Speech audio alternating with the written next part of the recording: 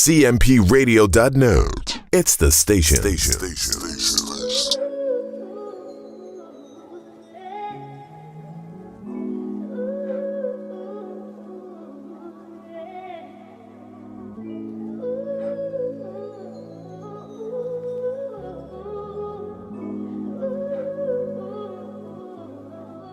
Yeah, they got it bumping.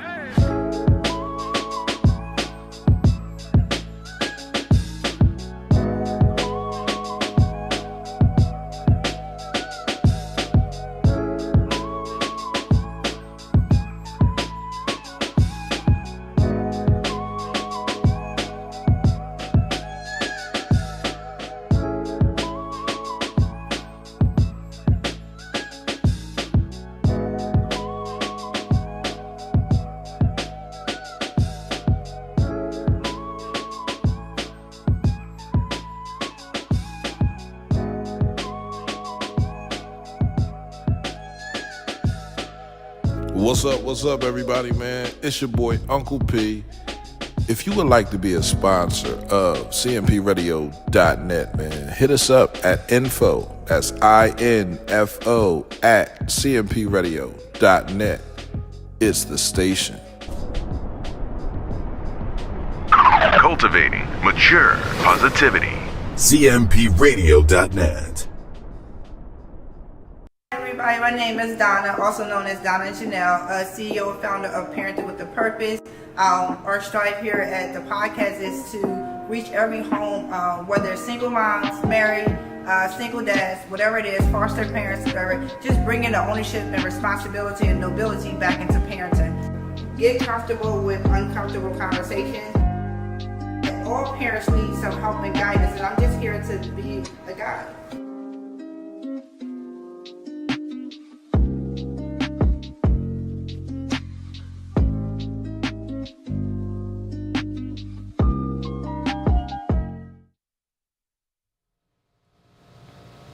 Hey everybody, welcome to Parenting with a Purpose. I am your host, Donna Janel, where you know we are here weekly at 7 p.m., where we strive to bring back the responsibility, nobility, and beauty back into parenting. As you know, parenting, there's no handbook for parenting, and parenting is not for the weak.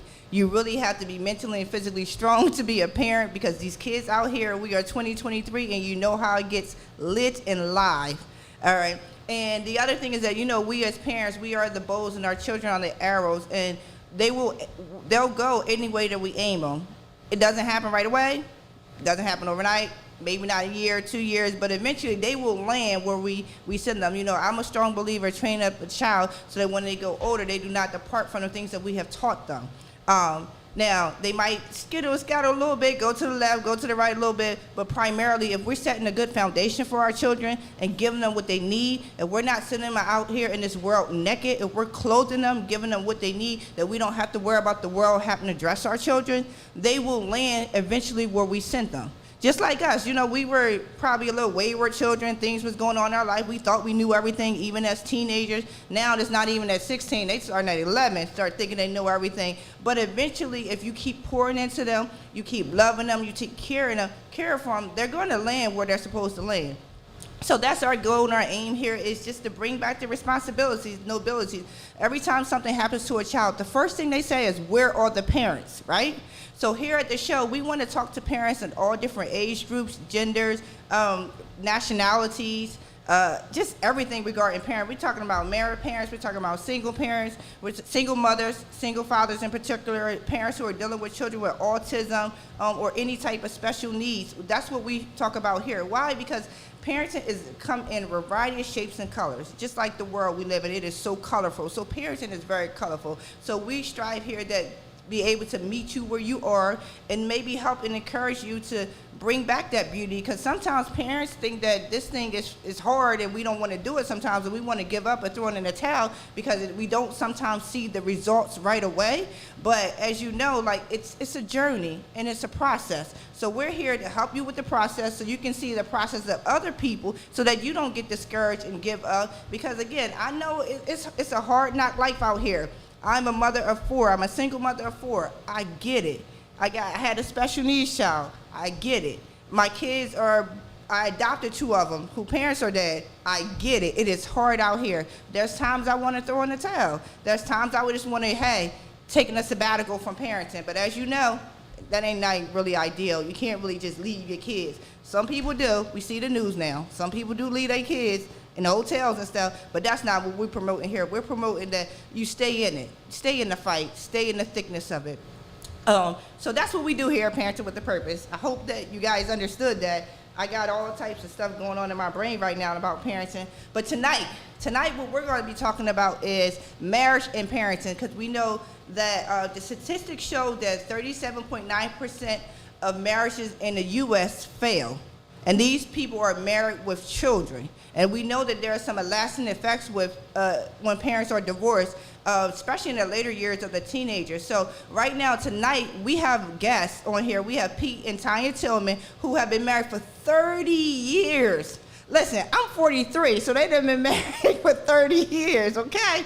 So, and not only they've been married for 30 years, but they have 5 beautiful children, and they have the soon-to-be grandbaby. So we want to talk to them. We want to know what does it take to stay in something that long? Because most of us can't stay in something for 30 seconds, okay? 30 seconds, 30 minutes, but they've been married for 30 years, and they're going to share their journey of marriage through the ups and downs, the ins and outs. We're going to be transparent. We're going to be open. But most importantly, I'm so interested to see how they're actually able to raise their children, you know, in this kind of crazy, chaotic world, raising 5 children. And they didn't even give up. 30 years, most people divorce before their last child hit 18. Most people divorce, or a lot of people divorce right after their last child go away to college and the kid come home and their parents are divorced. So we want to talk about tonight, like, what does it take to stay in there? Thank you, Tanya and Pete, for coming to the show. Thanks for having us. All right, so we're going to get right into it. You know, questions. You know how we do. But no, first of all, I want you guys to tell us a little bit about yourself. You know, where you guys grew up, when did you guys meet? Tell us a little bit that. Okay. That's on you. All right. So I'm from Salisbury, Maryland. Ooh. A little town off the Eastern Shore, Maryland, right outside of Ocean City. A lot of people know about Ocean City, but they don't know about Salisbury. But at any rate, I met Pete when I was, 14, 15 years old? About 14, yeah, 15. About 14 years old. I met Pete through a mutual friend. And, you know, we were in probably just out of 8th grade. Yeah, that's like 9th grade area, like 14. Yeah, like. and we were just friends. We were just like really cool. It was really just, you know, phone type relationship. We spent a lot of time on the phone, getting to know each other. Even at that young, you know, I remember calling his house and talking to his mom, Dr. Morrison. Prior to us, you know, me knowing exactly who she was. So I met him around then, and we developed a relationship. We didn't start dating at first. We just were friends. We were just cool. Okay. Right? That's right. Well, I'm from here, Sea Pride. I'm from Chester. I grew Sea up. Pride. That's right. Born and raised here. So yeah, it turned into a little long distance thing. But as she said, we met then. We was friends, and then it was after I graduated in '92 until we started dating.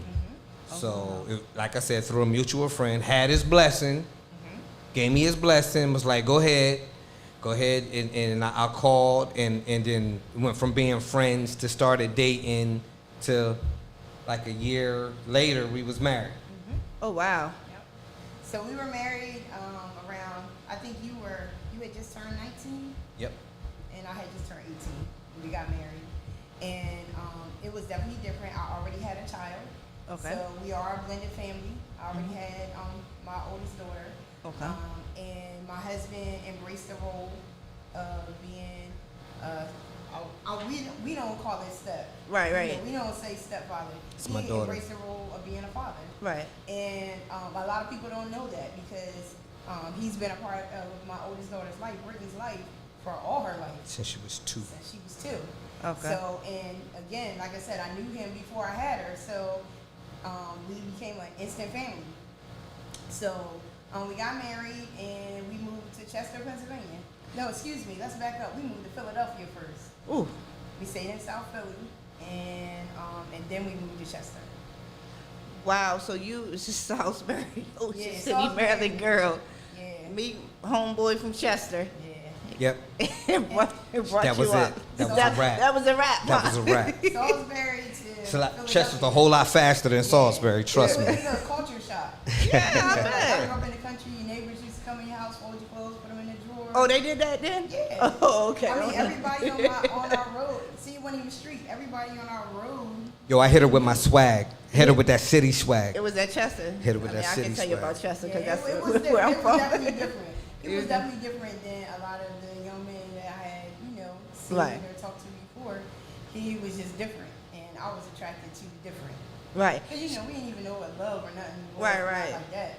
So you guys were friends, and during that friendship, you end up having a child, Yes. right? You end up having your oldest daughter, and then you guys still remain friends, and then you started to, wow, that's pretty cool. Like, it's not like, yo, we were friends, you got pregnant by somebody, and I'm bouncing, I ain't your friend no more, or whatever. Like, you Because we was friends. You was Because we you're wasn't friends. dating, we Because was you already. dated. It was just like, yo, we were generally friends, and that's good.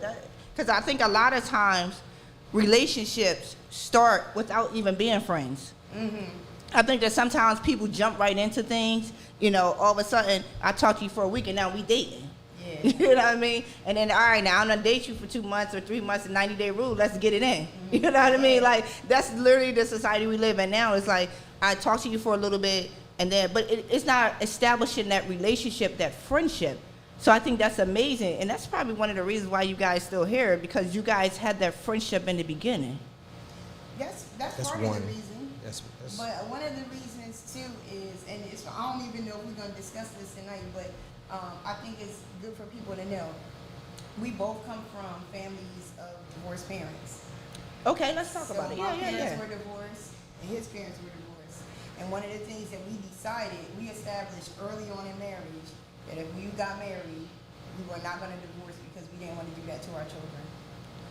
I think that is so important in the beginning. Like, you establish, like, this is a standard. This is what we're creating, and no matter what, through thick and thin. See, when I got married, I told Matt, my husband, like, listen, if you cheat on me, I'm gonna kill you. That's the kind of conversations we had. I'm keeping it real. I'm keeping it live. This was when I was in my days. It wasn't no really talking about what we're going to do in a marriage or how we're going to keep this thing together. It literally was, listen, let me tell you, Joker, something happened. This is what's going to happen to you. And I think that's so important that you guys establish, like, a standard of, like, okay, this is what we're doing, and this is, no matter what, we're going to get through it. But see, at the time, we talked about it because there were certain voids in our life. So when I first left Chester's, because mom and dad was divorced. Okay. So the mom packed up, and then my mom remarried. And so when my mom remarried, we packed up and moved to Maryland, Severn, Maryland, right outside Baltimore, between Baltimore and D.C. So again, so I was away from my dad, and my relationship had to change at home, because now I had a stepfather. Right. You know what I mean? And I love my stepdad. He's my second dad, but during the time frame, I miss my dad. So, and then my wife, she'll tell you more her situation. Her dad was gone when she was 2, and when her dad left, her dad basically stayed away. Right, okay. So, me as a young man, I wanted to be around my dad, but I had to learn somebody else. We had to figure it out, kind of thing, and we did. But just because of that, as a child, I always wished that my mom and dad stayed together. Right. That we still had our spot, 118 East 21st Street. Shout out to 21st Street legends. But anyway, still, you know what I'm saying? Sorry.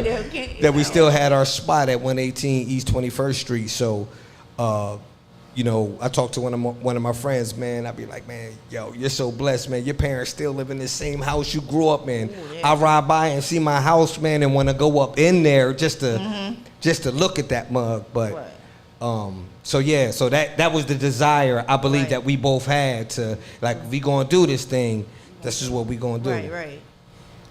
Go ahead. My mom and my dad, they divorced. I was so young, I don't remember them being married, but I remember my mom desiring to be in a relationship. And, she would date, and things like that. And And it was nothing wrong with the way that my mother raised me. She raised me as a single mom. You know, she was a phenomenal mom. I have no qualms against that. But I always had the desire to have a two-parent home for my children. And not that I didn't want my kids to see me as single. Like, there's nothing wrong with being single or being a single parent. That just wasn't my desire for my life. I wanted to have a family. My grandma used to watch soap operas, and all I would see was families. The families had drama, but it was still a husband and wife. And that was what I envisioned for my family. Now, that comes with good things and bad things, because sometimes when you base your expectations off of something like TV that's not real, your expectations become unrealistic. So I'm expecting this dude from Chester to be my knight in shining armor, like Victor Newman on The Young and the Restless. Oh, she went back there. Nope. Sweep me off my feet like he did, what was her name? Nikki, yeah. And they had Victoria. I'm like, okay, so that was my expectation of what marriage looked like. But first of all, we ain't have Victor Newman money. And then that wasn't realistic, you know. And sometimes that causes disruption in marriage because, you know, we were kids. We really didn't understand the expectation that we had for one another. You know, his envision of marriage was different than what my vision of marriage was. And then it's also about growing, though. You guys were very young. Like, I got married at 19 myself, and my whole reason to get married was, one, I had became pregnant, and two, I didn't want my kids to grow up, because I am too from my parents separated very young, and my mom, you know, and I didn't see my dad for years. So I didn't want my children to grow up without both parents in the house. Now, my story is a little different, because I never was in love with the man. It's just that I literally did it because I thought it was the right thing to do. So when you do it that way, it comes challenges, right? But I like how you said that, like, you knew where you guys came from, and you didn't want that for yourself. So when that happens, you know, you're looking at different things, but you're still very young, because both parents are divorced, like, so you don't really know how marriage is supposed to exactly be, right? And you're growing within yourself, so growth and maturity has to kick in later on. But it's almost like, you know how the old people say, you learn by and by. You understand it by and by, So listen, I have this statement. I was learning how to be a husband, a father, and a man, all at the same time. And we just said she already had a child when I was born. So things were not necessarily what we thought marriage was. Me trying to be a man, husband, and father at the same time is not an easy task. And being black. We can add the black into it, because that is really, it's different. You talk about Victor Newman. I mean, like, it's real different being African American with all those hats as well. Shout out to 7th and Potter. I'm down there too, over by the 501 bar when I graduated. You know what I'm saying? This is what I'm far from Victor Newman. Get out of here with that Salisbury stuff. But like, really, like, it's a learning process, and I like how you said it, because you recognize that you had so many hats that you were trying to figure out. So let me ask you a question. You guys got married, you know, you moved to Philly, moved back to Chester. I mean, you probably should stay down Salisbury, but you moved to Chester. Well, I wanted to get away from Salisbury. Right, because you was a little country girl. I mean, it was just... Hold on, let her finish. She was going somewhere.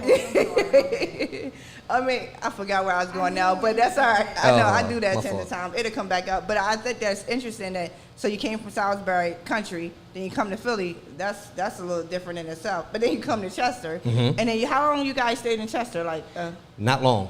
So we got back to Chester probably for a little less about a year, because when we got back to Chester, we lived in subsidized housing, which low income housing. So we had to make under a certain, we was right here on 5th and Lloyd. 5th and Lloyd, shout out. Yeah, shout out, 5th and Lloyd.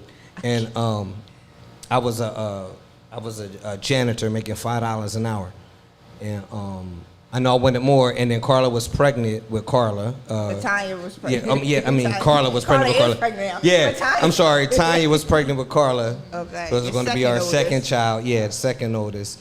And at that time, I loved Chester to the core. I loved my city, but I was ready to get out of the Chester. So I was like, I didn't know how making $5 an hour. How am I going? $5 an hour. Yeah, $5 an hour. Dang. How am I going to get my family out of here? And she worked part-time at UPS. So she was part-time, I was full-time. And I was like, how am I going to, raise my family? How am I going to get my family out of Chester? Because I wanted to live a good, I didn't want to worry my kids to worry about growing up with shootings and the violence and all that. I mean, you know what it is. Chester is a tough spot. So I wanted my kids to be able to grow up somewhere. So I ran into the military. That's how I got out of Chester. Wow. Ran into the Air Force. Got accepted to join the military. And I said, they will provide base housing. I said, I don't care. My family be tight. They can send me anywhere. I'll put my time in. I'll get a career through the military. And we can see the world wherever they station me. We can start from there. That's what we did. Oh, wow. Mm-hmm. It was the best decision because back to what he was saying about being a man, a father, and a husband, the only thing I knew how to be was a mom. Wow. So then it was challenges in our relationship because now I'm your mom, but I'm not your mom. Right, you know what I mean? right. Because that's what I was. I was a mom. I didn't know how to be a wife because I never saw a wife. Right. All the females in my, except for my great grandmom, but the majority of the females that I saw were not married. Mm-hmm. And the ones that I saw that were married, they ain't look very happy. No, Right. no distance. Yeah. Watching. That happens. That's the reality of marriage sometimes, Right. though. Yeah. So I knew I wanted to be married because I'm like, this is what you're supposed to do, and Right. like it seemed like it was right, but I was Brittany's mom, Mm-hmm. and that's all I knew how to be. So I wasn't I'm not gonna say I was a bad wife, but I definitely was everybody's mom. Yeah. So, Wow. And then over time, growth and maturity and stuff. But I think that we only do what we know. We can have a desire in our heart to be something different and want to do something, but if we don't really have the tools to actually get that accomplished, we kind of just go back to what we know until, you figure, oh, this ain't working now. Hold up. Flag on the play. Flag on the play. Listen, you'll be surprised because we was kids, though, too. Right, yeah. And then so, the way my mom, I have an older sister and my mom. So I expected her to be like my sister and my mom. So I give you a little small example. I don't want to grow short or nothing like that, right? Yeah, but she can't gross me out. yeah, but listen. She would get mad because I would leave the toilet seat up. I ain't have no men in my house. Listen, she I would grew up with no men. right, but that would drive her crazy. I'm like, well, stop fussing and just put it down then. You know what I'm saying? Just listen. I'm trying to. I'm keeping it 100, right? Just don't talk to me about it. Close it, and then again, I don't want to grow short or nothing like that. But then see, I'm different. That time of the month, they use that trash can in the bathroom. I'm like, no. My mom and sister kept that away. I never saw that. Right. She's the first person I seen that from. I never saw that with my mom and sister. They was very discreet that they made sure I didn't see that. Right. So I saw that from her. I'm like, yo, no. Because I grew up with women. No. So we didn't have to hide nothing. This is not what we do here. Yeah, he was real serious about that. He was like, that C pride came out. Get that out of here. We gotta find somewhere else with that. Right. Whatever it is you gotta do. Talk to them and see what they did. Yeah. Like, then you go to health class. But I mean, Sorry. it's just little But things it's like still that. serious, yeah, because it's so interesting because you both came from different households, and just that thing right there where Could start many arguments. Yeah, the toilet seat, because I got a son. I just got a problem with this toilet seat, right? But I'm like, Jay, the Josh, like, come on, nobody want to come in and fall down. Like, come on, what's going on? But I do understand that the other point of view too, because I got girls too. I'm like, oh, why I gotta see all this? Why he gotta see it? That's how I have the conversation with them. Why your brother gotta see it? He ain't gotta see this. He ain't got this going on. Right. So I get both sides of it. I think that's cool. But I think also when you come in from different, and I think that's the beauty in marriage though. Like, you get to learn each other and see the different things that you come in with, but how to work together with it. Like take the positive from what you learned, take the negative and say this ain't what we want to do in our family. But the positive is like, oh, I can rock with that a little bit. We can kind of switch up or maybe compromise or come to an agreement. I think that's awesome. So you guys been married for 30 years. So tell me, so we had the beginning, military. So basically he's away. You a single mom.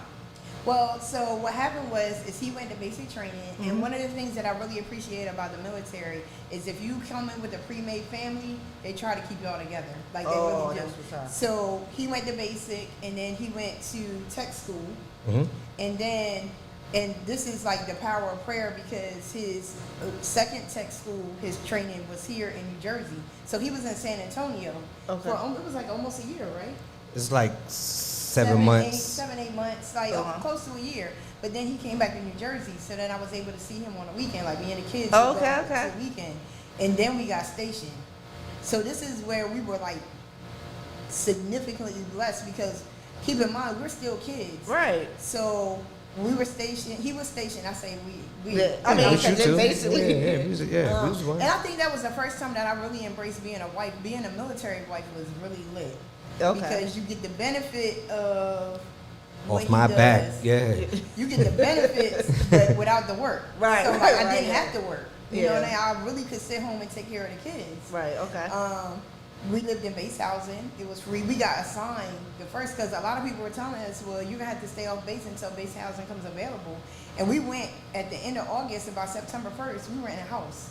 Wow. And I'm talking about a 3-bedroom house and like off the water.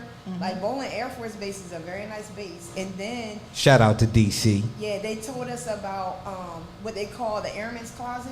In the airman closet are all the furniture and stuff from the generals. When they get deployed or they Right. move, they don't take their furniture, they leave it. Oh, wow. So then we ended up with some very nice furniture. Like, I mean, we was living. All right. We was living. Or they asked us to take care of it, and then when we left, give it back. So they can give it, So they can give it to somebody else. to Oh, give it to wow. somebody So that else. is yeah. nice. That is nice. So we had a great time. We met some lifelong friends. Shout out to Renita, Lawrence, Dire, Tutu. Y'all in this shout out stuff and shit. Very interesting. Well, he started it. Yeah, he started. So you had I y'all got won. it. So you had to do the same Yeah, thing. I had Okay. to. But we met some lifelong friends, and keep in mind, we're still very young. Right. So it was not difficult making friends on base, but it was definitely different because most of the people were older. Mm-hmm. You know, like they went in the military, and you know they've been in for a couple years, or you know whatever. So it was definitely a great experience. We did get a chance to travel and do a lot of things that people our age don't do. So like when we tell people where we've been, they're like shocked because, you know, like, Right. oh, we did that already, you know. Right.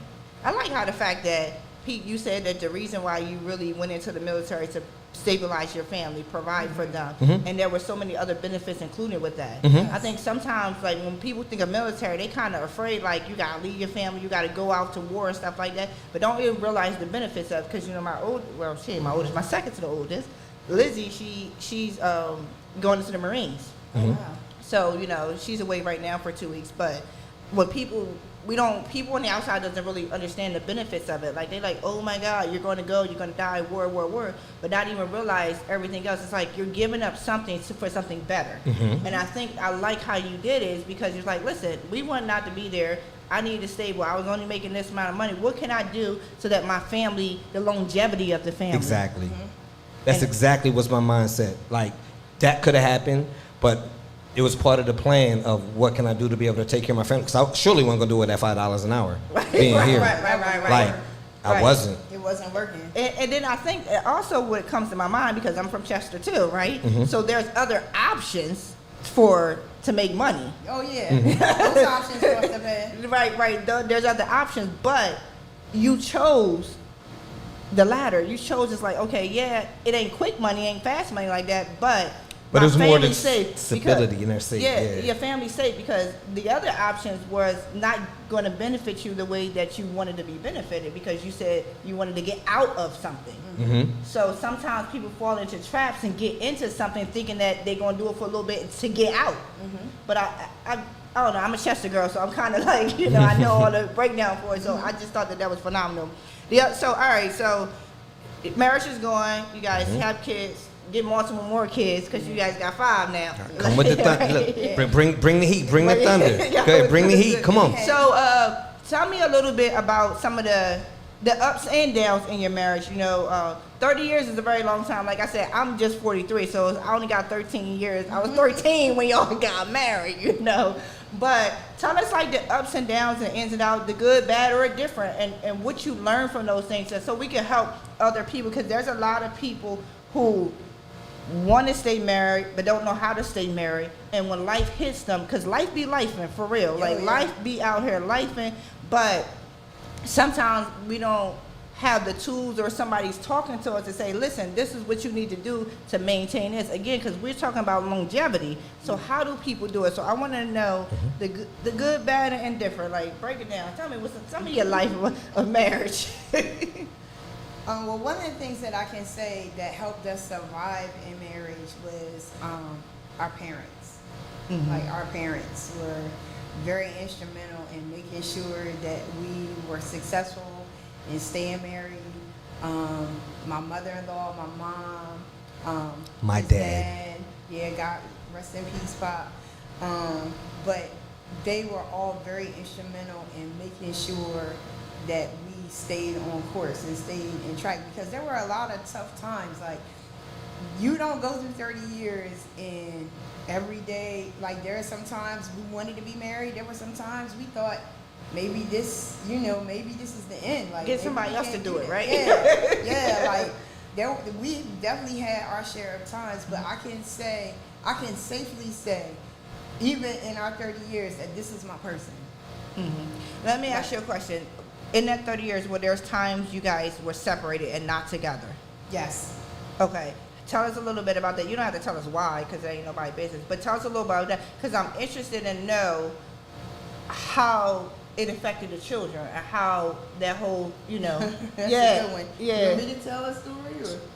Just So hit it real quick. yeah, we'll hit it real quick. Yeah, because it could get really in depth. So Yeah. there was a time right when actually Pete separated from the military. We separated. So when he separated from the military, we separated. Okay. And he moved here to Delaware. That's how we got here to Delaware. His I was mom wondering how here. y'all got it where I was, ended up in Delaware. I stayed in D.C. She liked it there. She I wanted liked to it stay. there. I wanted to stay. And I liked my job. I liked my house. And me and my husband, it was not working. And he was the mature person to say, this isn't working. We need to get away from each other. And he took the kids. Flag on the play. He took the He kids. took the kids. He took the kids. Okay. And to be honest with you, it was good that he took the kids. It was a good move. He took the kids and he came here to Delaware. And it was close to his mom. We was at 3 but by the time I left, we had 3. We had 3. Brittany, So we had Carla, Carla, and Alexis. Okay. So, he left, and he took the kids. And it was an eye-opener for me because, number one, I didn't think he was going to leave. And number two, I definitely didn't think he was going to take like, what man takes his 3 daughters? Right. You know what I mean? Wow, like, yeah. That's a challenge of a life, I'm going to take my daughters. So, it gave me a chance to reflect because I was in trouble. Like, I was doing some stuff that I shouldn't be doing, shouldn't have been doing, and I was on a fast downward spiral. And my husband came here and he reset. Like, he was Okay. he set up camp here for the family. Wow. And he came and got me. When I say he came and got me, this man dated me again. He was like, we got to start over. Wow. He got close to God. Okay. He got real close. Like, it was scaring me. I was Like, like, ash on the knees close. yeah, Like, no, like he was like, he got real close to God. And I remember him sharing with me that he had a prayer basket and he had put in his prayer that he wanted his family back. Now, I was in D.C. doing my thing. I was out there. And my husband came, and I remember, do you remember the time you came with the jersey and it was Randy Moss and I thought it said Moses? I was like, Moses? Like, for real? But anyway, he like literally, he dated me. He would come every weekend, we would go out on dates, and we like literally restarted over. Had a wedding over, everything. Like, Wow. he re-proposed and we started over. and it was necessary because I don't think if he hadn't left, we wouldn't have made it. I know we wouldn't have. We didn't have. God was the tool that we needed. You know, we had left that part a little bit. You know what I mean? Oh, okay. And we were still going to church, but we wasn't like, you know, we left that. And when my husband reestablished his relationship with God and really got serious, and God gave him instruction on how to get his family back, and he followed them instructions. And on July 4th, I don't remember what year it was. Do you remember the year? Well, I got out in 98, so... You got out in 99. I got out in 99, yeah. 99. Got out of active duty 99, so it was that summer. I think So, it was maybe that the summer. following summer. Yeah. So the following summer, he got on one knee, and he was like, be my wife again. Yo, hold up. Flag on the play. I want to back up a little bit because I think that I don't want people to miss that though. Pete, like, I'm just listening to this part of it now because then I'm listening to like the type of person you are though. It sounds like you're the type, like you're level-headed, and you're the type person like if a situation is bad, I'm gonna, even though I want to be here, but I need to go for something better. I need to establish, like that whole reset, reestablishing. All right, you left Chester when you went in the military. Even though everybody says it's about the military, it's kind of hard, this, that, and the other. It's almost like people think that they're losing when they go into the military, but you gain so much, right? Y'all down there in D.C., things ain't working out. You pick, not just you, but your girls up to come back up this way to reset, to reestablish. Not to abandon her or leave her, but you had to get away. Because sometimes I think that we feel like sometimes when we leave something like we're losing so bad, but you gain, again, because she was able to get herself together, you to reset and I'm just like... Because you got to remember what we first said. Yeah. We didn't want to do that to our children. So I'm not going to say like what we were involved with, because it was a we. We was out, you know, we were young, military, get to do some things. Like I said, we was going to church, whatever. I'm like, hold up, we got to slow down a little bit. But she was liking it. Right. I'm like, you know what? We tried some things. She tried some things, right. So that's what it's like. So now we got to slow down a bit. And now my kids is being exposed to this. So I'm like, nah. Somebody got to be the adult in the room. Right. So you want to stay, fine, you stay, but let me take the kids. Because you go get it out your system, whatever it is going to be. Let me give them the stability or whatever, and we're going to try again later type deal. Hey, listen, but hold on, you know, I messed up a lot too, though. You know what I'm saying? But when it comes, I think with the both of us, when it comes to our children, I think because of what we originally said with our experience, and when we think about our children, so honestly, the thing for us is going to be, what are we going to be when we don't have any kids home? Yeah. See, that's the crazy thing, because we agree on that like so hard, gets us through anything. We're actually getting to know each other now. Like little Pete is almost, here's the crazy part, and my mother, she said this to me today. She said, so y'all went away and you left your kid with your other kid. We left Pete with our adult kid. So we have a kid at home that we left with our adult kid at their house. So we're learning each other again, because now keep in mind, when we met, we were kids. When we got married, we was kids. And then we became parents. Right. But we're still becoming who we are. You know what I mean? Like, who I was at 18 is not me at 48. Like, it's, you know, I'm not that same person. Yeah. So we're learning, like, who are you? You know? Right. And I think that's so important to people to really know that no matter, like, you're always growing. And you're always learning yourself, and you're always learning each other. Like you said, you ain't the same as you was 18. Everything that's up is down now, you know, and stuff like that. I mean, we ain't the same. Yeah, right? That's the best way to say it. Yeah, everything ain't there. But I think that's so important, because that's why people may give up sometimes, is because the change, right? Yes. Because the growth, you ain't the same you used to be. Well, you're not supposed to be the same that you used to be, right? There has to be some growth. So once you like separated with the kids, how did it affect the kids at all, or how? I think so. It did, but you know They were what's too funny? young. They were so young, and another thing too is it affected them differently. Yes. You know, Brittany was a little bit older. Carla was the next to the oldest. She remembers some things. Alexis don't remember nothing. Right. But I think their outlook on relationships is different. And you know, we've had to sit down with our kids. We've had to apologize. We've had to have some real candid conversations with them, like, we're sorry. Because, like, check this out.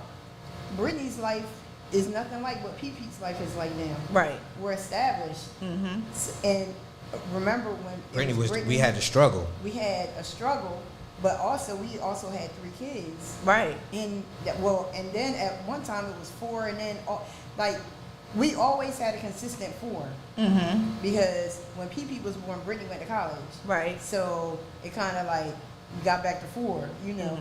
But our life struggles are not the same, and how we respond to things aren't the same anymore. Yes. So we've had to have very candid conversations with our kids, like, we're sorry that happened, or we're sorry.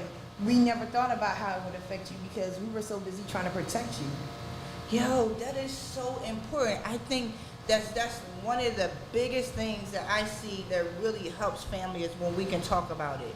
I think that for parents, you know, we're much older, so we know back in the day, parents ain't apologize to their kids. Yeah. Like, it is what I said. First of all, don't watch what I do, listen to what I say. You know, Right. that whole thing. And kids weren't able to be opinionated or even have a conversation with their parents. So a lot of back in the day, it was just like, this is what I said, this, that, and the other. Even though it would hurt the child, but you would never really have that open conversation. But I think it's so important to be able to really, and that's just growth and maturity though, over time. You know, it's like, all right, I messed up on some things. We did some things different. And I think also knowing that each child is different, so you have to parent them a different Yep. way. Oh, yeah. Oh my, absolutely Because if yes. you try to parent all the kids the same way all the time, and you're growing and they growing, it just present chaos. You already know. Yeah. Same house rules, but The kids are different. Different, yeah. And I think that that's so important that you sit down and you apologize to your kids, because people don't apologize. I apologize to my kids more often than not now. Yeah. Listen, so but- I'm sorry. No, go Yeah, ahead. we apologize, but we apologize, but I have to stand firm because, like you said, we was doing the best that we can. Right. Right. So, and one thing with the apology is, like, listen, this book of life, Yeah. okay, Life it's is trial and error, right? Don't think, you know what I mean, sitting in our shoes to be judgmental. So that made me understand or think back to my mom and dad. Or whatever. They only did the best that they could. Yes. Like, some decisions work and some don't, right? It's trial and error, but through God be the glory, we wasn't able to get them. We've been through situations where it would stop marriages. So let's think- put that out there. I think that is so cool, awesome, because like I said, that apology thing is like, parenting is not for the weak. No. My gosh. Right. I keep telling people it's not. So you really have to have the tools to actually be successful in it. And to understand, like, seek first to understand versus be understood. We don't always have it right. We're learning just like everybody else. And I think to let our children know that we're still learning too. So that they don't think that we mishandled them. Right. Right? It's like, listen, we all in this, just like you learn how to walk, right? All right, I'm learning how to talk to you. I'm learning how to, A, B, and C. But I think it's powerful when a parent can sit down and talk to their children about that. And as they grow, like now your kids are older. How old are your children now? Like, So Brittany is what? 32, 28, 25, 21, And 14. Yeah. So here's the deal, right? So and here's the deal, like, so with Brittany, Brittany's the hardest because Brittany's the guinea pig, and we learn off of what we do. Yeah. Listen, we learn from. Yeah. She does everything first. right. And The it was first just to simple drive, things like- for the first, the oldest, the first to go to college. She's always the first, Right. and it trickles down on how to deal with first to get into boys. Right. She's the first. Yeah. Right. So Gotta yeah, talk make to her about adjustments. drugs and alcohol. She's the first to be exposed. Right. Everything is from her, and we have to adjust down. Yeah. By the time we get around to Alexis, the third kid, okay, we got a little bit of experience with some things. Right. You know what I mean? Okay, all right, I got what's going on now. You know what I mean? Kind of get a flow with it. But Brittany being the first, and like she said, PP just think we rich and life is just so that's easy. What happens with the younger Because ones. he's like an only child. Yeah. All the rest of the kids are grown and out the house. Yeah. So it's just us three. Right. And it's an adjustment because like at first I would go to the market and buy like these plenty packs of meat. Because I'm thinking I still got to feed 7 people. Right. And I don't.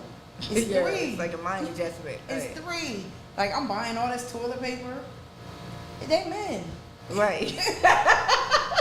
Boxes and closets of toilet paper. Like, Right. not that they use toilet paper, but not in Not the like- way like- that all the girls. It's just little Right. things like that people don't think about. Like, yeah.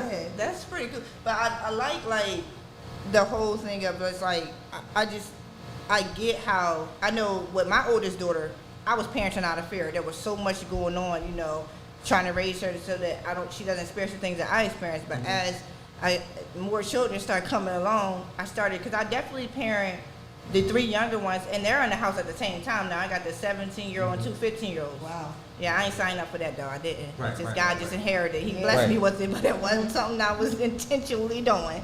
Oh, because my kids are 9 years. My biological kids are 9 years apart. So, but I definitely see the difference in me parenting my oldest all the way down to my youngest now. It's so different. It's like I learned so much. Yes. You know, and I wasn't like, okay, this is how I did it with her. This is how I have to do it with them. First of all, we live in a different day and age. Yes. Everything's different. There are different challenges and stuff. That's why I said parenting ain't the week, because we get new challenges every day. Like, And kids are different. kids are different. way different. It's Way different. Way different. Did you see it? It was this video that was Way on Facebook, different. and it was so like on point accurate. And it was about the 3 generations of people that you asked to do something. So first it was like Britney's age, right? Take out the trash. That trash? Okay, no problem. Take out the trash. Right. The second generation kid, that's like Alexis, Danielle age. Take out the trash. That trash right there. That trash right there. Right now. Yeah, right now. Okay. Take Okay. out the trash. PP, take out the trash. That trash? Why? Wow. I ain't putting nothing in there. I'm going through something right now. Wait, you gonna take out the trash? Oh my God, that is It was exactly. so accurate. Yo, that is so true. I gotta send you that video. That Oh, thing- because I could, yeah, that is true. Because sometimes I'll be like, Boy, if you don't check out that trash. Yeah.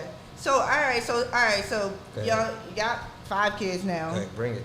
Bring it up to where we are now in life. Like, what you guys got going on? What are your children doing? Because, you know, one of the things I like about this, y'all marriage, though, and y'all parenting, this is why I want y'all for parenting, because there's parents who live an autopilot life where they just let A, B, and C happen and whatever happens to their kids. But I feel like you guys were very intentional in raising your children, because when I look at your children and where they are in life now, I'm just like, oh, wow. How y'all do that in So- this crazy, crazy world? So, I think we're different parents. So when I said we're different parents, we don't parent the same. Like, we don't parent the same. She has, so let me just back 1 second. I'm going to be very brief and very fast. I cannot stop who she is as a person in the way that she parents. Right. Right? Okay. She feels you need to love them more, you need to do this more, or whatever. And if I don't feel that, you got it. Don't tell me how to parent, because I want the same thing that you want, but I'm a little tougher than she is, right? Okay. I'm a soft. I'm a little tougher than she is, but I get it. We're friends with our children. I'm more of I'm your friend, but I'm your parent first. Okay? So when the hard decisions got to be made, you know, I don't have to be mad to do it. She has to kind of be mad. Oh, okay. You know, I don't have to be mad, but you gonna be mad at me, then okay, I can take it. You be mad at me then. Right. You know what I mean? And then she'll go back and then she'll fuss at me. You need to do this, that, and the third, or whatever. So like, because that's how she feel it needs to be handled, and that's an ongoing That's an ongoing. It's an ongoing thing. It's an ongoing thing, right?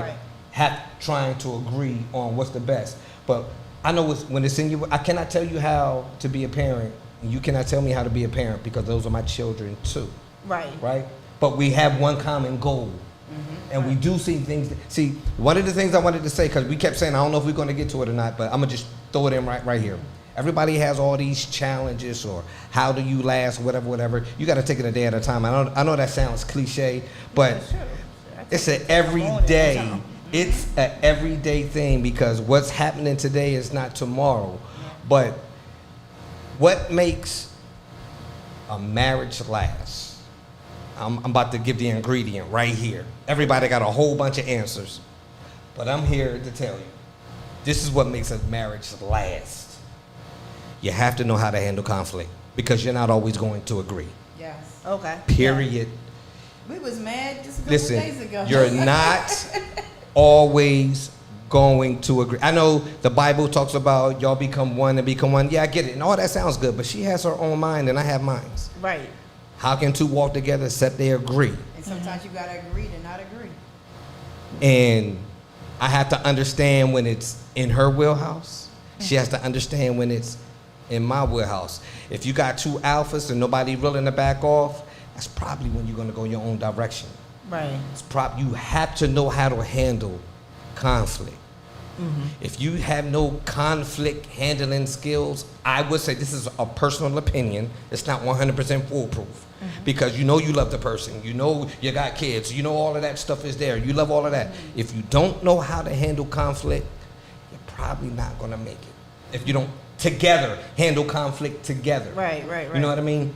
If you can't handle the conflict, because you're going, in 30 years, we got 30 years worth of conflicts. We got all the happies, but we got a lot of disagreements going on up in there too.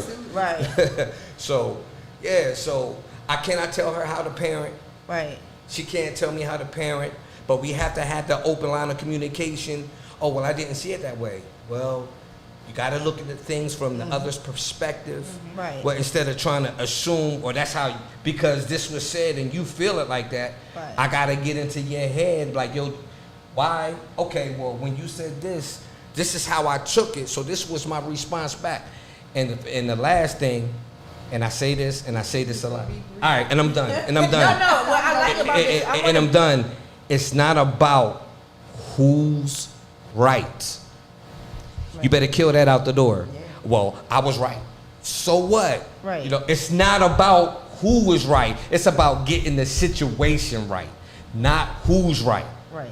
You're not going to one-up me because you're right this time, or I'm going to one-up you because I'm right this time, and now I'm going to gloat on you. Right. It's not going to make it.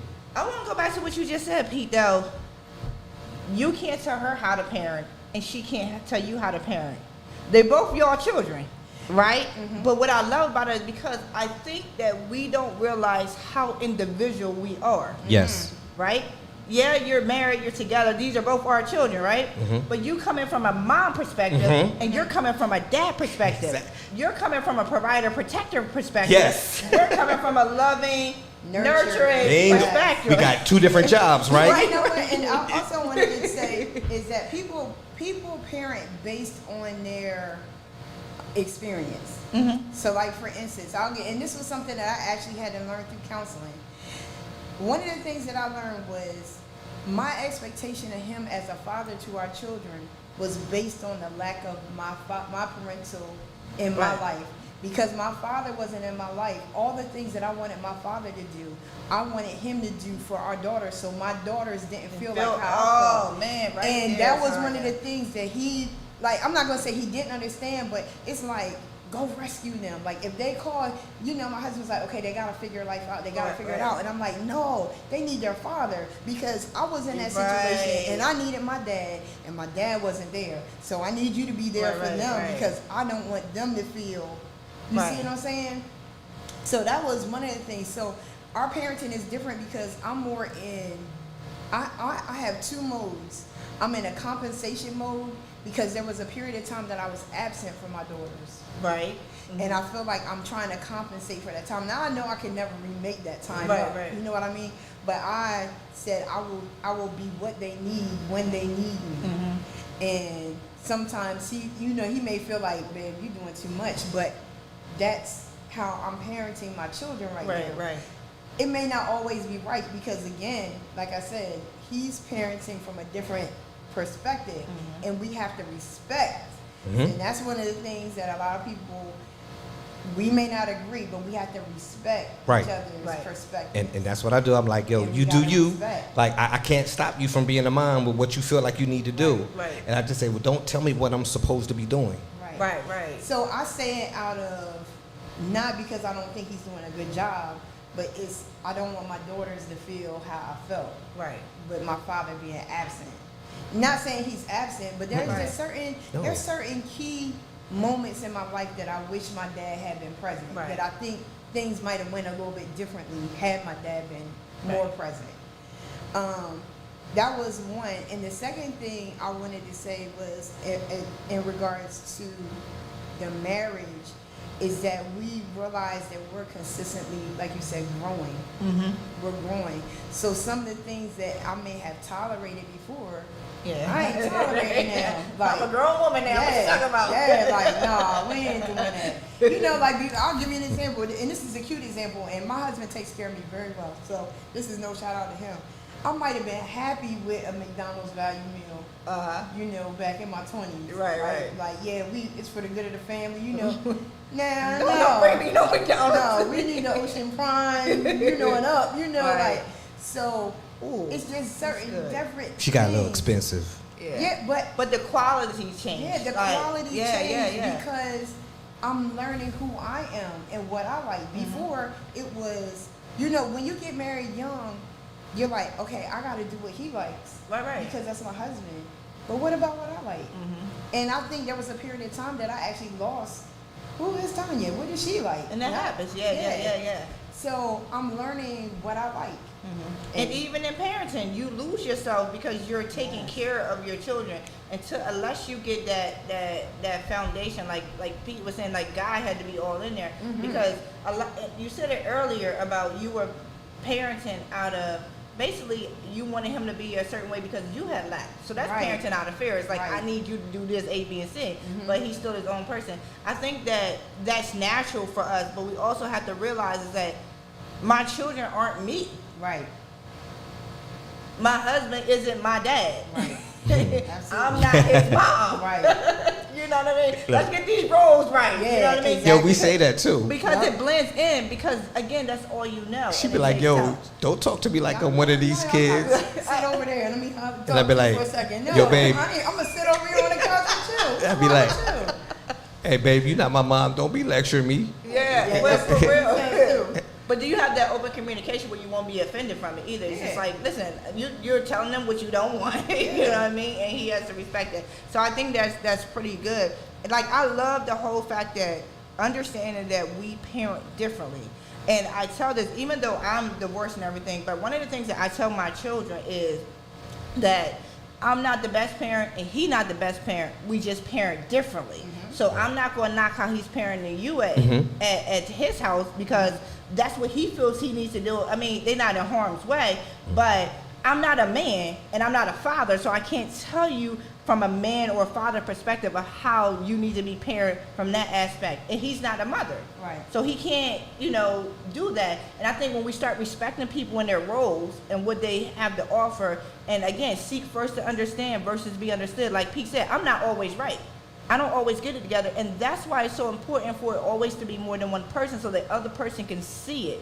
Because if you're in the heat of the moment, you ain't saying nothing, you ain't doing nothing, you almost fighting yourself out of white pepper bag. And then he can see, he's like, oh, I'm not going to tell you how to parent, but I think we need to pause for the cause for a minute, you know what I mean?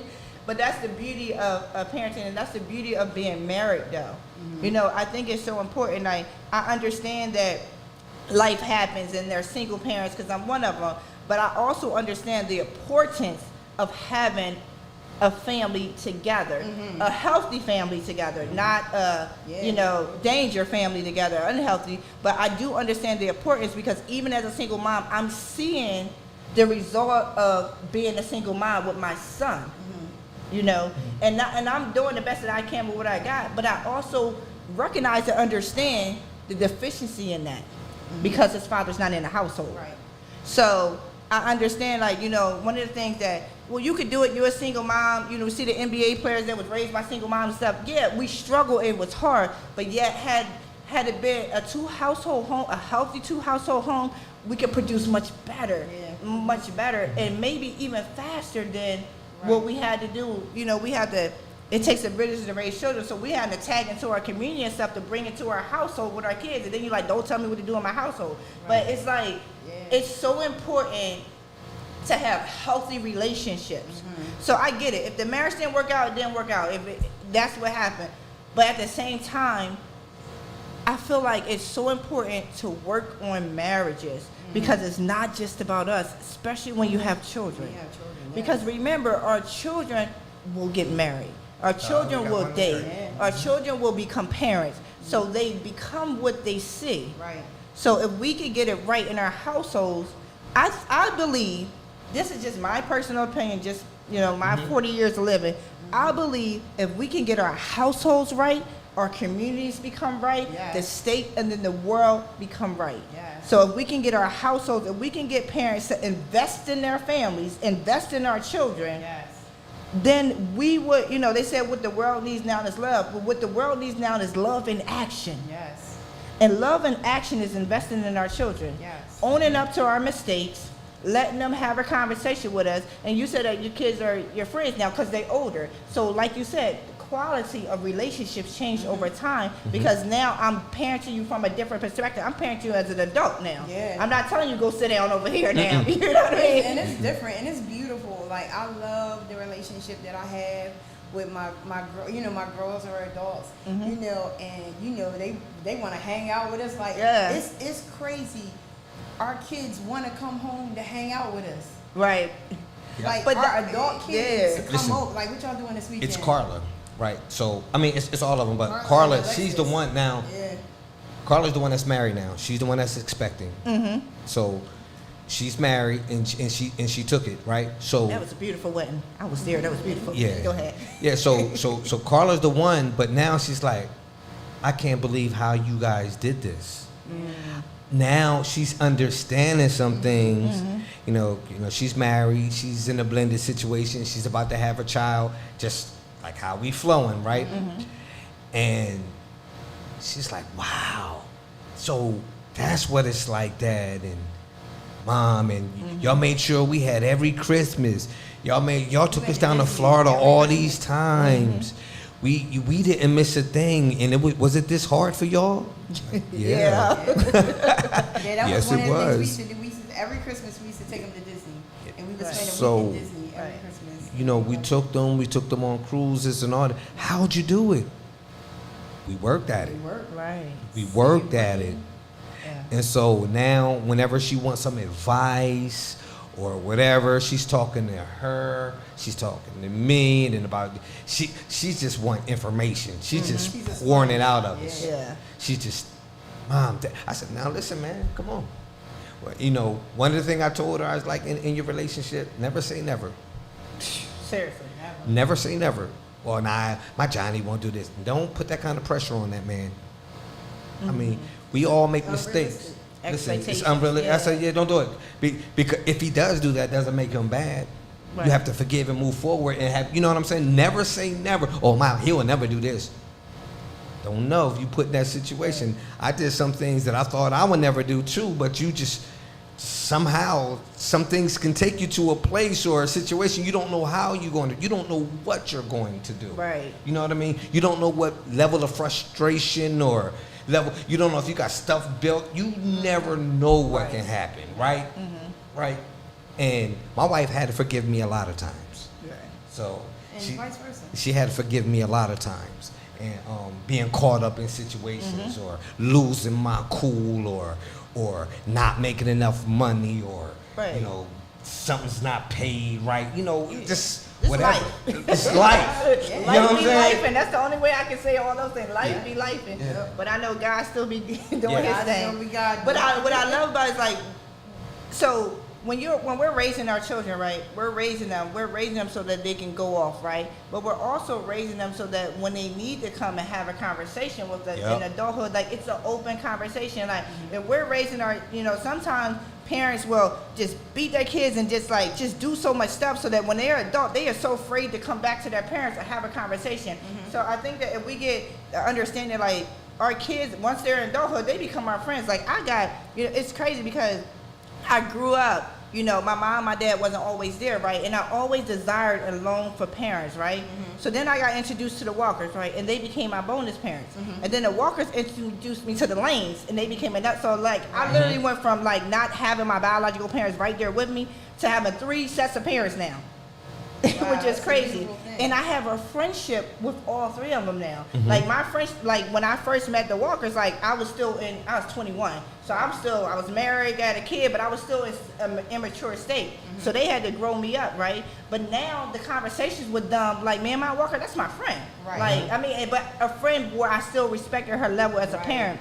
Pastor Walker, Pastor Lane, and a Bishop, like they're my friends, but I respect them as my parents. So our children should be able to have a conversation with us at a level where they can say what they need to say, but respectful, and we still good. And I think that that's what we strive for. We don't want to raise our kids by the time they're adults, they'll never want to see us again. Right.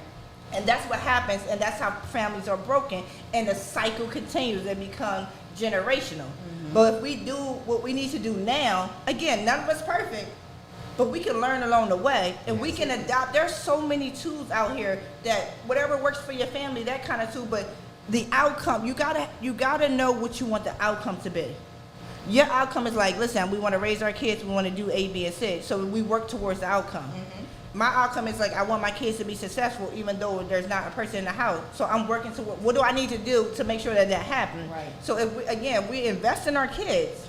Yes. And part of investing in our kids is taking care of ourselves. Yeah. Not selfishly, but you can't pour from an empty cup. Like you pouring air out now at some point, and they ain't nothing. So I think this was important. We're gonna wrap this up because this was a great conversation. In 30 years, we probably could talk for 30 days. But I want you guys to talk to the people about. Pete, you already talked about what it took in marriage. What it takes to raise successful kids, what's successful for you though, because not every parent, some families raising successful kids, they didn't make it out of high school pregnant. Right. They graduated high school, so it's just success for whatever is in your family, but give people something to how it helped you guys to be successful with So all you hit your mine. kids. So you hit mine with my girls. So my goal was to get them through high school and not being pregnant, so they can have a chance at the next step of their life. Yeah. That was me. I took it not on my watch. Yeah. So I guess that's a low bar, but I took pride in all of my daughters. Right. Made it out, and now the direction of their lives is on them. You know what I'm saying? They're grown, but we gave them the chance. Right. You can't say, well, I couldn't go because I had a kid early. Right. The decision's not going to be made for them. So I took pride in that. That was my early, now my boy is something different. But that's it. So whatever success is for your family, for whatever, because we're all in different situations. Like people's struggles is real, people's struggles is different. So, some people like, if I could just get you, because if everybody around, when we talk about the pregnancy thing, right? If everybody in your family and everybody around you had kids 15, 16, and they ain't graduate high school, your goal for your children will be different. Right. Yeah. Absolutely. So then once we accomplish that goal, okay, schooling. Yep. Further your education. Yep. All right, we got through A. Yep. All right, B, let's keep climbing, let's keep going. And that's how you start changing the expectations in your family. Well, that's where me and her are different, where she kick in. When they hit the age, and she said, just because they're grown doesn't mean, help them. But I says, I can't drive them. Now they have to make some decisions on their own. Right. She continues to parent. I definitely continue. I'm telling you what to do. The only time I step, like when they messing up, like, you gonna find out what you're doing. Okay, you make it. I can help you. I'm gonna talk to you. But if you're not gonna listen to me, go ahead and you figure it out. Right. She gonna stay telling you what to do. I take my hands off. Right. So that's where I was talking about the differences. She's gonna still steer them in the right direction, and I'm like, all right, I just believe that as parents, our role doesn't stop at a certain age or a certain level of I think it's a certain level of maturity, but there are times, even as adults, that we still need our parents. Listen, I be called, hey, so this is what happened. Yeah, I did this. Like I need help. Yeah, like you need your parents. And you know what, it may not be every area, but like, let's just say one child, like Brittany, she got money down pat, right? But she may have an issue in relationship. Right. I'm gonna parent her. You Yeah, see what I'm saying? Yeah. Carla may have relationship under control, but I'm not saying these are Right, issues, yeah, but I'm it's just different. saying it could be different, and we're gonna parent at that level. I'm gonna parent you, I'm gonna stare at you, or do whatever I gotta do to help you, Right. because my focus is that you reach your God-given potential. There you go. There Whatever you go. God has for you, I want you to have it. I want you to be better than me. I don't want you to have to struggle like, some of the struggles that I had. I want you to be better than me. Right. And then we always want our kids to be better than what we are, what we were. All right, so we got about 5 seconds. Talk to the people real fast about parenting and 30 years, 5 kids, about to be grandparents, the beauty of life, real quick. Pete kind of already dug in a little bit. So Tanya, it's time for you to talk. I just tell parents to just keep hanging in there. There's nothing that you face that you're not equipped. If you have a good village of people around you and you have a good support system, it takes a village to raise these kids, especially these now, because you might need your village because you might be in jail. Because you're not one of them outside. But no, all serious. You ain't lying though, but go ahead. All serious. In all seriousness, there's nothing that you can't handle with a good prayer life, with a good support system. I'm blessed to have my husband. I don't know how I would raise my son without my husband being in the home. Like that is definitely that's definitely needed. From myself, because my son, he just takes advantage of me. I know he does. But just stay strong and know that you can make it, and know that there are brighter days ahead. It may look hard now, but trust me, when you get to this place in life where your children actually come to you and they respect you and they understand that you did the best that you could and the struggles that you had, then it makes the fight worth it. Right. All right. Well, thank you guys for coming to the show. I truly appreciate this conversation. The openness about it, transparency about it, and keeping it real.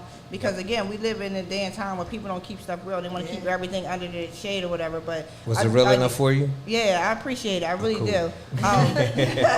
Well, thank you guys for joining Parenting with a Purpose. I am your host, Donna Janel, where we are here weekly at 7 p.m. with engaging conversations. Again, our aim is to bring back the responsibility, nobility, and beauty back into parenting, because parenting is beautiful.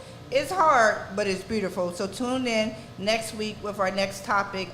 We love to see you. Just keep joining in every Thursday and share it with your friends. Share, like, and invite, and spread the word, because Parenting with a Purpose with Donna Janel is always on. Hi everybody, my name is Donna, also known as Donna Janel, CEO and founder of Parenting with a Purpose. Our strive here at the podcast is to reach every home, whether it's single moms, married, single dads, whatever it is, foster parents, whatever, just bringing the ownership and responsibility and nobility back into parenting. Get comfortable with uncomfortable conversations. All parents need some help and guidance, and I'm just here to be a guide.